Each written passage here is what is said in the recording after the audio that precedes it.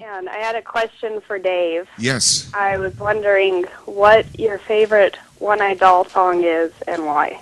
That's what I was going to ask you about next. The song that you I don't know names of songs of any band. If you could hum it, yeah, I know. It's the one you closed with last night. That song is called Fight, and that's also on our new album. Yeah, we re-recorded it with no click and stuff, and just played it because it's a lot more natural than the previous recording. And we decided if we were going to put it on vinyl, it's going to be straight up just like. Yeah, this song was on an old album. Okay. And it's one of our favorite songs to play live. Yeah, it's a little heavier now live than it was on that recording. We were quite happy with the it's cool on the album. Yeah, we play it different live now, and we wanted to represent the new. Is there a song called Monster? Yeah. I like that too. We also that happens to all. I'm not going to give away too many secrets, but we redid that. Okay, good. It's a lot heavy. It sounds a lot more like the live show right now. What and we then have. I loved the Airplane song because it was such a departure. You know what I mean? Thanks. And I like quirky, and I like bands that have different dynamics. Do you know what I'm saying? Thank you. Yeah. So those are the two that come to mind. Wow, you're my friend. Let's hear Fight. And this is the song you closed with last night. Yeah. And I fucking love this jam. Thank you. Go for it.